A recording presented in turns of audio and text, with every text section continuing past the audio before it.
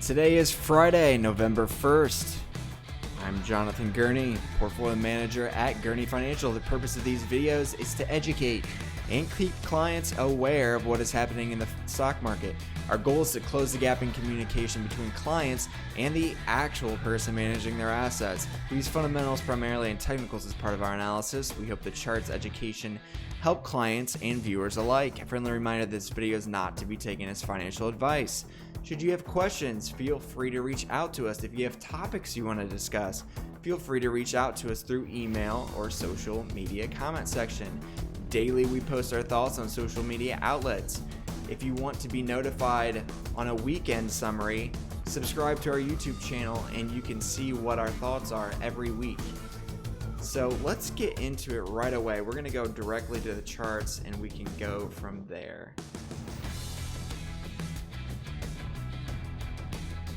All right, so let's start first with the indexes. It's been a pretty solid week, really budding at all-time highs in the S&P 500 here, tested the 3028 level and bounced higher. So despite Thursday being a little bit of a gut check, it was bought and we are at all-time highs, so we will take that. Not surprising, we've warned to basically say, don't be overly bearish here. This could lead to very good things. We'll get further into that, but it's good to see the Nasdaq leading, S&P 500 slightly lagging, but the Dow struggled a little bit this week. Some of the sectors we're watching, we want to see technology do well. We want to see communication services and consumer discretionary do well. Oddly enough, kind of what we wanted to see was the conservative areas, or rather conservative areas, risk-off areas, lag, and that did happen. Real estate, energy, utilities, consumer staples, these areas are areas people tend to flee to during concerning times, and it lagged this week. So risk on got a bid this week, which is good to see. Some bases forming. Still want to see growth do better here. We're going to show you charts on that. It was interesting to see healthcare do well this week. And financials are really kind of hanging in there. So the title of this entire session today is essentially, there are a lot of indexes and stocks right at breakout levels, meaning we've been testing key levels for a long time. The S&P 500 has tested this level for basically 1.5 years, 1.5 years. So these tend to lead to good things. So the person that's saying buy low, sell high, yes, we are at all-time highs, but we've been here for a year and a half. So do not understand from a technical standpoint, these consolidation periods tend to lead to good things. There's a lot of good things happening. Sure, there's always concerns, and we're going to be real about that. But let's get into the charts to show you this has basically not been updated at all. We the entire week we've been testing the 3028 level. Yesterday went a little below that, but closed above, which was good. And because it held, people got a little more confident and got a bid again today. So the 3028 level could be another test lower. That's our first support right here. It's showing that 315, 3000, 2989. And could it be a worst case scenario? It could obviously go below the 2960 level. That's about 3% off from here. That would be a normal test. Don't be surprised if people want, or technicians want to see that. So it could be very possible to see the 2970 level as well, because that's the 50-day moving average. So don't be surprised if some of these levels are tested. Overall, we're seeing good things. So it's good to see that. Again, weeks ago, I believe it was October 11th, we said, hey, we're holding above 50 here in the RSI Relative Strength Index. Good things tend to happen. Again, same thing here in the PMO across. It's been doing fantastic since. Do I think we are overbought in the short term? Probably. We're not quite at 70 yet, but if I went into a shorter term period, it might concern you a little bit more and give you a real perspective. So we're going to be real about that and say, be open mind. A 2-3% dip from here could happen, but it's like, is that worth trying to protect knowing that it does appear that the general movement is higher. So that's where we have some tough decisions ahead. That's just being candid with you. Right now we're not selling, but we are very close to just taking some off the table, so we have more to add later. The Dow, which we don't show much on our channel, but it's interesting, as you can see, it's been in this channel for basically 8 months, and we are very, very close to breaking out. This would be encouraging. It could be possible that it needs some more time, but you're seeing that the Dow is less overbought than the S&P 500. And also you saw that in the performance on the week. The Dow was lagging significantly. So still could have a little more upside short term. Don't be surprised for a little downside at some point next week. We'll see, but be open-minded to that. The Russell 2000. Look at the number of times it is tested. Again, this is August. Tested in September. This is the level it continues to test. The 1580 level, and right now we're trading right in that range, the 1570 to 1580. This is basically cutting it in shorthand. The 157, the Russell 2000 is actually 1570, 1580. So it basically moves the decimal to the right one. So that hopefully that doesn't confuse you too much. But in short, this is the range we're watching. It did get above the 1580 level, but had a hard time holding. So in time, it'll probably happen, but you're starting to see that this is a little more overbought as of late. So kind of interesting, just giving you a real perspective, both the good and bad.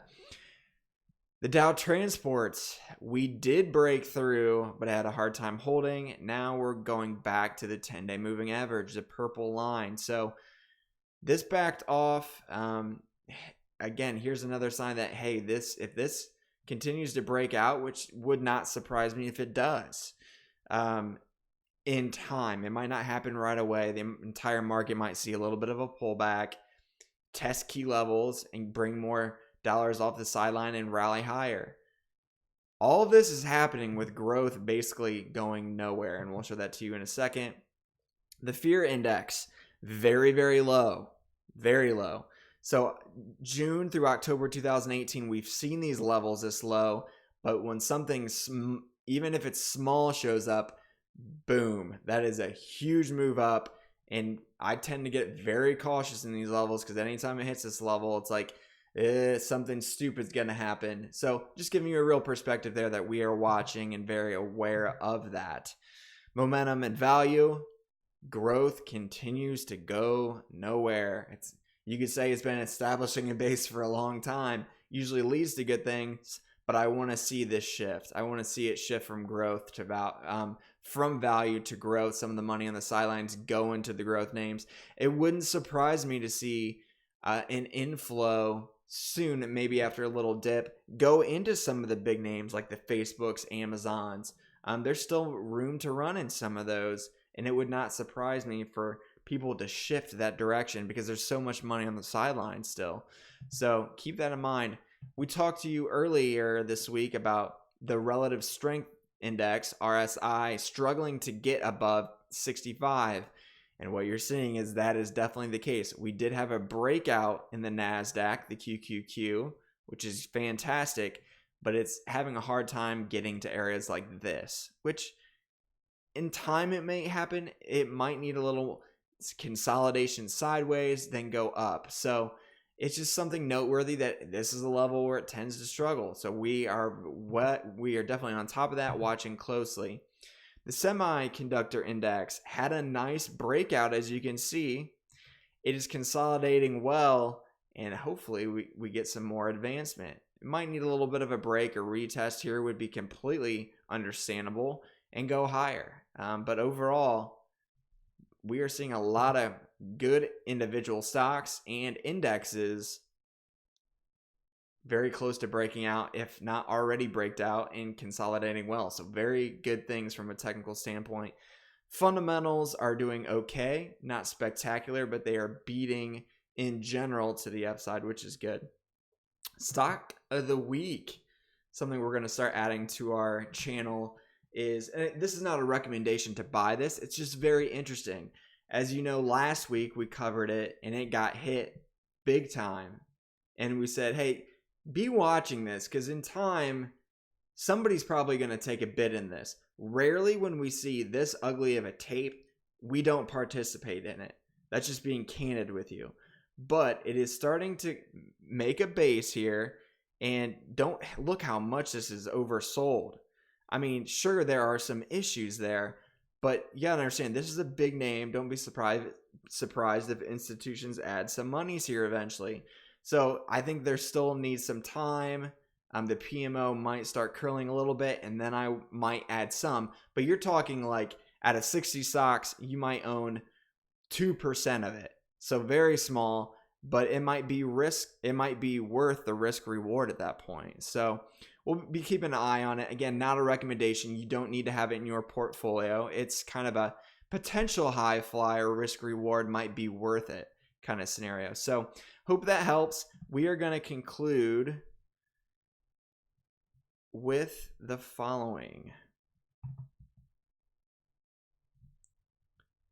Okay, so we continue to see growth names struggle a little bit here. And as we stated last week, it's going to require a lot of patience. And it's frustrating because value for a long period has gone nowhere, but as of late has done fantastic. So I want to be in the growth names that still have room to run. It's going to require some patience. So I expect there to be outperformance there shortly, but it's just going to take some time. A sustained uptrend will likely occur soon, but a little bit of a pullback might be healthy to bring some more money in on a dip. So be realistic about that. Again, with record amounts sitting on sidelines, improvements in trade negotiations, low expectations on earnings, an easing Fed, all of the consolidation over 1.5 years, I would be very cautious in being overly bearish. Don't just say we're at all-time highs and assume that it's going to go down. We might go down a little bit, but the market's general movement is this way. So, with that being said, there are going to be all-time highs many, many times moving forward. So, don't get overly bearish at this point. Hang in there. If you have questions, reach out to us. If you have topics you want to discuss, that would be interesting for me. I love to educate. So, hope that's helpful. Let us know if you have any questions, and we look forward to next week. Thanks, and have a great weekend. It'll be interesting to see how the day closes, and we'll keep you updated if anything stupid happens, but don't expect anything crazy to happen. But we're watching nonetheless. Thanks, guys.